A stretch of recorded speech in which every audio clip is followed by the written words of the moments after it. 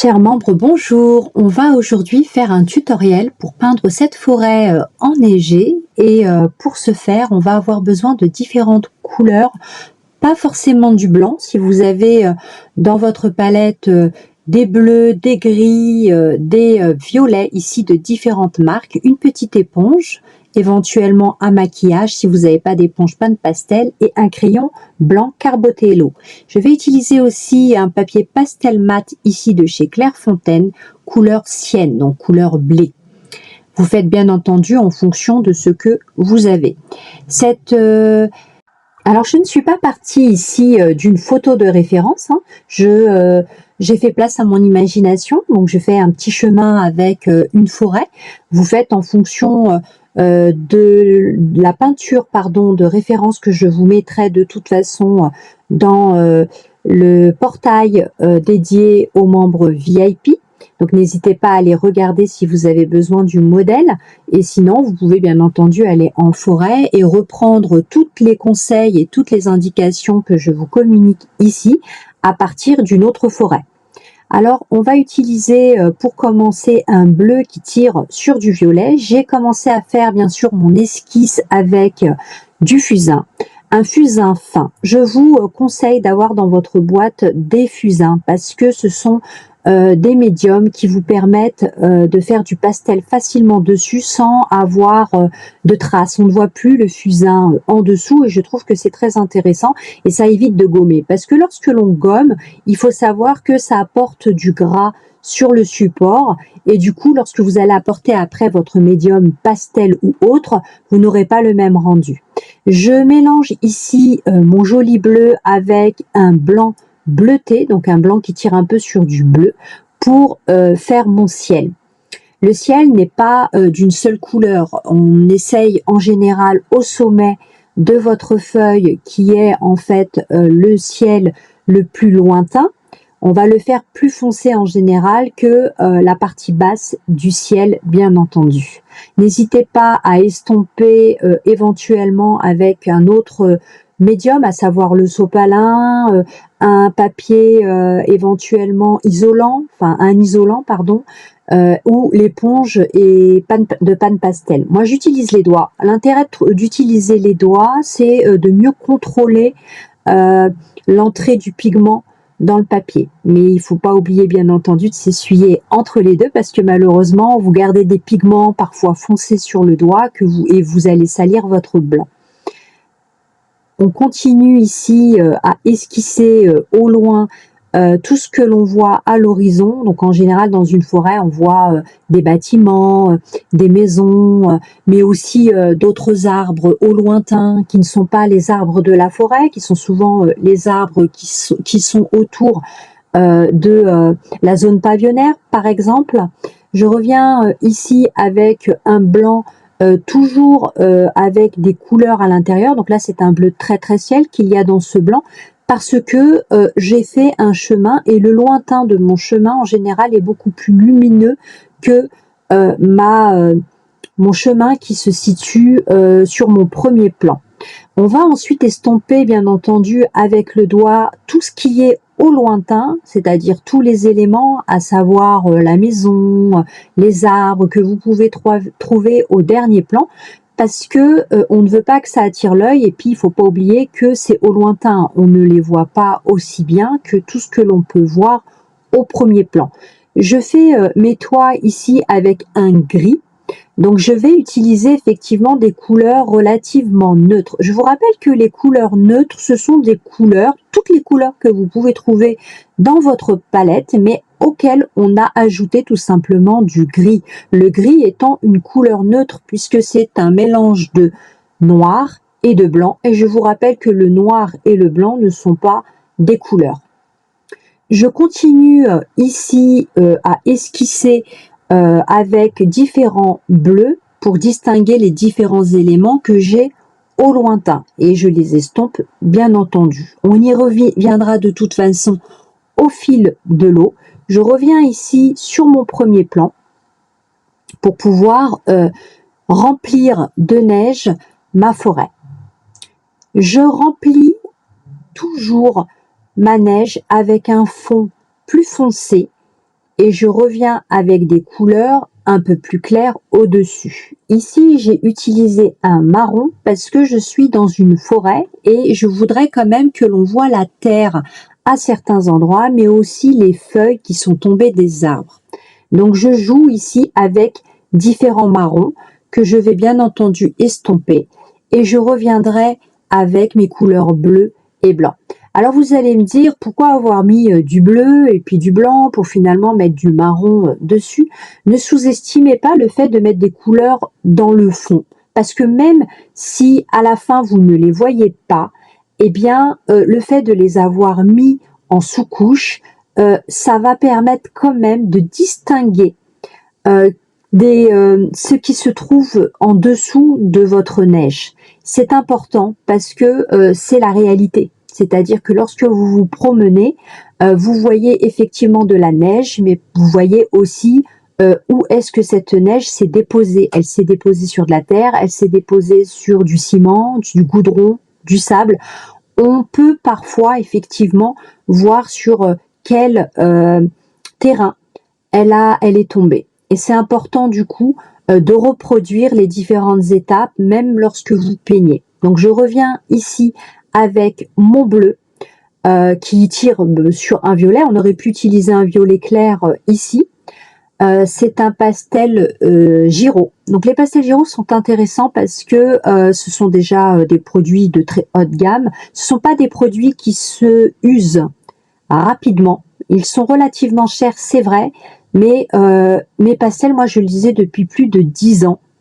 Je les utilise, c'est vrai, avec parfois parcimonie, parfois énormément, mais je constate que ce sont les pastels qui durent le plus longtemps. J'ai des pastels Terry Ludwig, des pastels Sennelier, mais je ne peux pas dire effectivement qu'ils ont duré aussi longtemps que les Giraud. C'est ensuite avec un blanc légèrement bleu que je vais venir apporter ma neige. J'apporte aussi bien entendu les couleurs du ciel sur la neige. Je vous rappelle que la neige est composée d'eau et que souvent dans l'eau on a le reflet du ciel. Donc il est important de récupérer et de retrouver les mêmes couleurs, même si elles sont légèrement atténuées d'un ton ou d'une tonalité. Mais il faut en tenir compte. Je fais ici mes troncs d'arbres comme ça de manière un peu aléatoire. Je n'oublie pas que les troncs de mes arbres sont toujours plus épais que les branches de mes arbres. Donc je vais m'amuser avec éventuellement l'arête ou la pointe de mon pastel. Donc dans ce cas-là, il est intéressant éventuellement d'avoir des pastels carrés ou rectangulaires. Je sais que certains d'entre vous n'aiment pas travailler avec les pastels carrés ou rectangulaires parce qu'ils préfèrent les formes rondes. Mais sachez qu'un pastel rectangulaire va vous permettre d'être plus réaliste sur vos peintures puisque vous allez pouvoir utiliser les arêtes et les pointes qui seront plus précis et vous pourrez ainsi aller davantage dans le détail. Je renforce les bords de mon chemin avec des couleurs plus foncées. J'utilise bien entendu un marron très foncé parce que c'est une forêt et que sur la forêt, le sol est à base de terre. Je vais bien sûr y revenir. Au loin, je fais différents troncs d'arbres. Je vais les faire un petit peu plus fins parce qu'ils sont au loin, mais aussi parce que je veux avoir différents arbres. Il y a des arbres naissants et il y a des arbres qui sont là depuis plus longtemps, donc plus anciens. C'est la raison pour laquelle je vais avoir des troncs de différentes tailles. Essayez éventuellement de garder votre pastel à bout de doigt, de manière à pas avoir une prise trop rigide sur votre pastel, de manière à faire des traits qui soient moins réguliers, moins directs et qui soient plus proches de ce que l'on pourrait trouver dans la nature. Soyez pas trop régulier dans votre façon de peindre éventuellement des formes géométriques qui sont redondantes et que l'on retrouve un petit peu partout. Je reviens ici avec toujours mon marron pour esquisser éventuellement quelques branches ou quelques herbes qui sont séchées et que l'on retrouve souvent au bord de l'arbre. Je remets de la neige au loin, toujours en commençant avec un bleu foncé. Vous pouvez bien entendu utiliser un violet. Par contre, si vous utilisez un violet, pensez à prendre un blanc dans lequel il y a un petit peu de violet, plutôt qu'un blanc bleuté.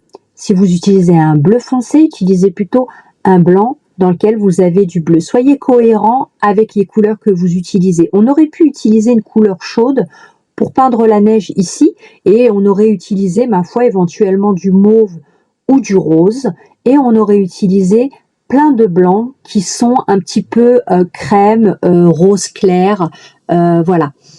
Alors, je continue avec mon blanc, comme je vous le disais, bleuté, par-dessus mes couleurs foncées. Et puis, je vais apporter un peu à droite et à gauche et de manière aléatoire des herbes séchées que l'on trouve souvent au pied des arbres ou sur le côté des chemins. Et là, j'utilise un bleu très très foncé.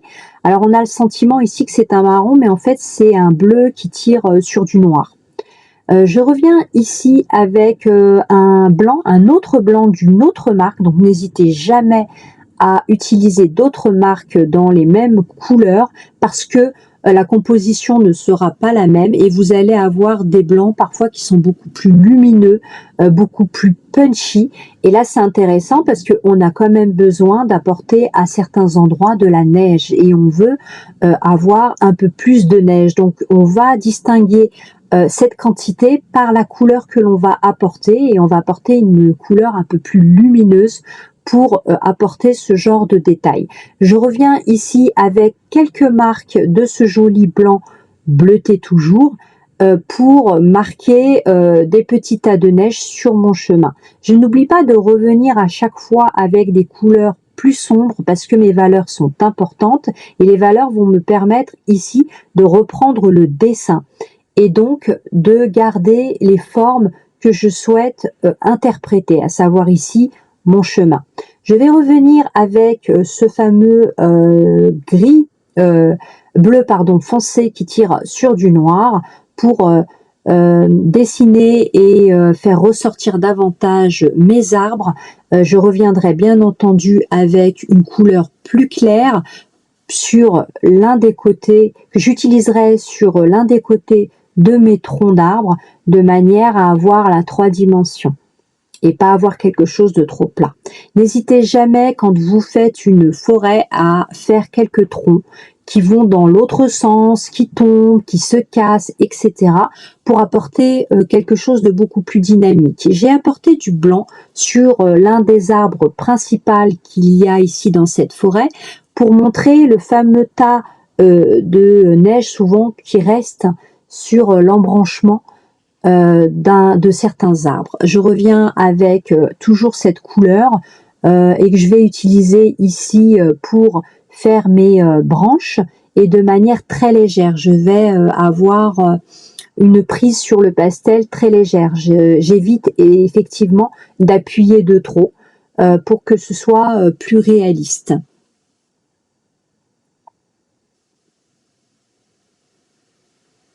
Alors n'hésitez pas à faire une pause et à prendre du recul sur votre peinture, ça je vous le répéterai jamais assez.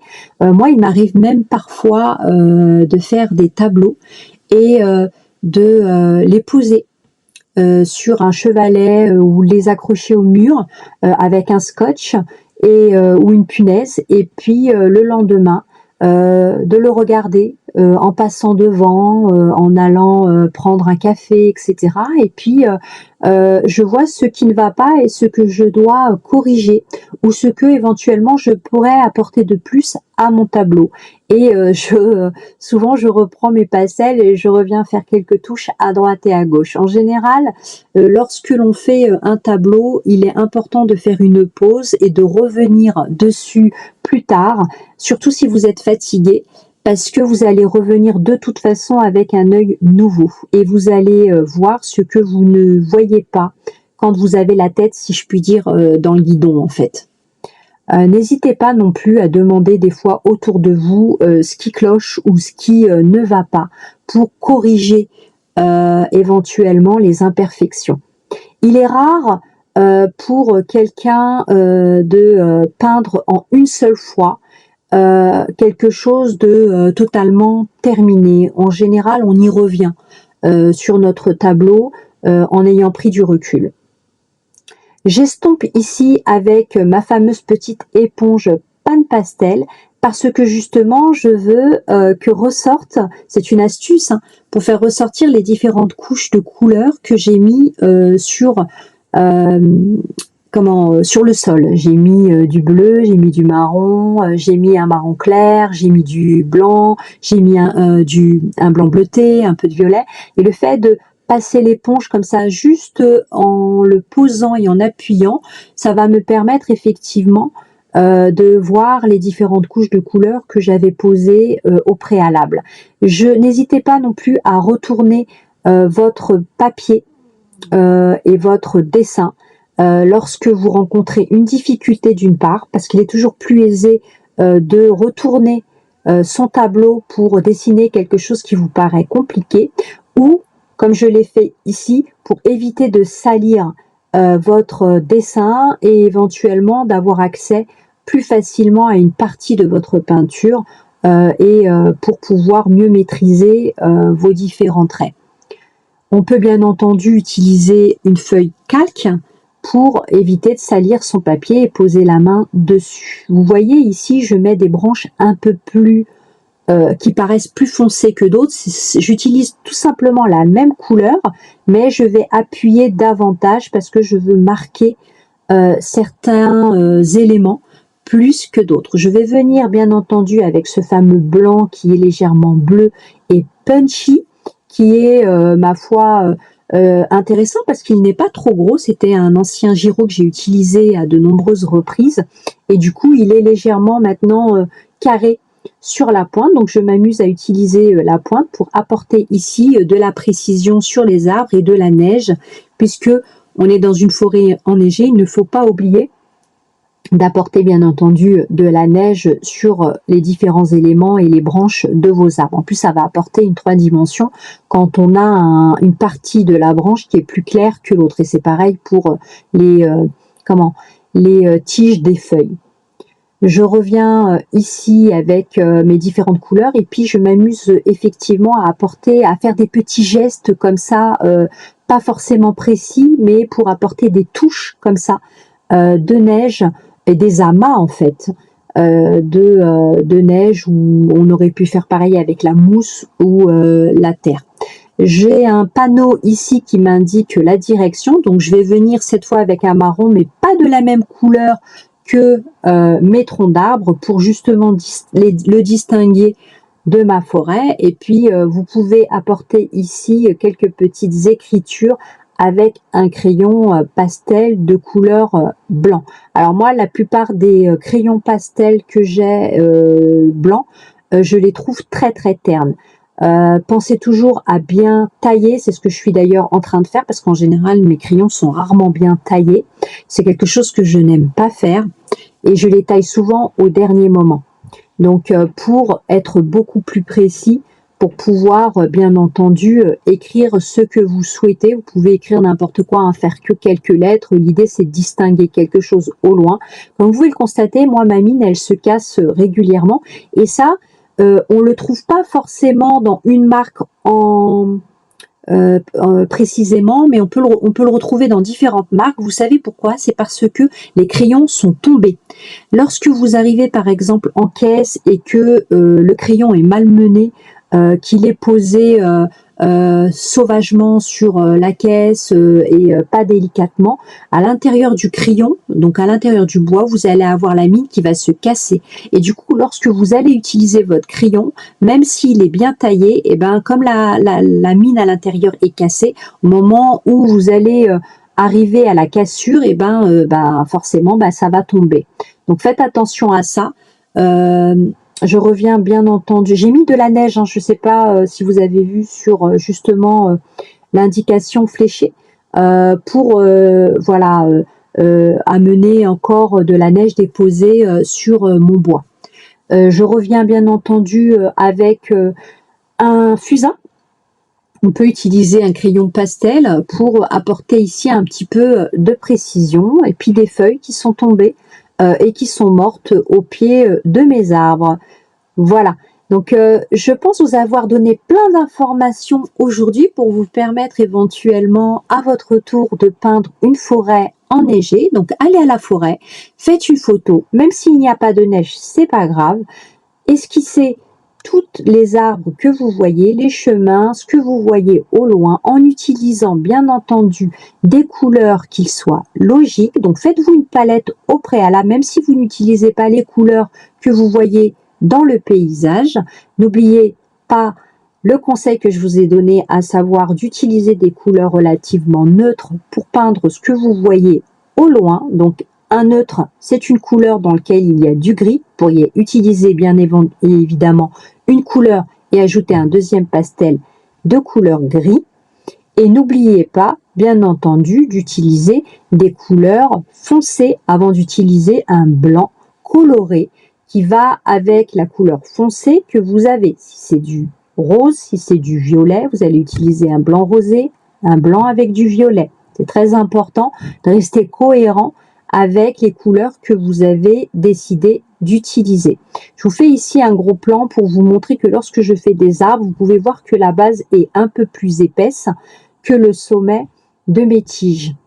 Donc j'appuie au départ et après, avec légèreté, je continue mon trait. Tout simplement. Et avec le fusain, c'est beaucoup plus aisé. Voilà. J'espère que ce tutoriel vous aura plu, que vous avez appris plein de choses. À votre tour maintenant de mettre en application tous les conseils que je viens de vous communiquer. Je rappelle que ce tutoriel est adapté aux débutants. Donc, bonne pratique à vous.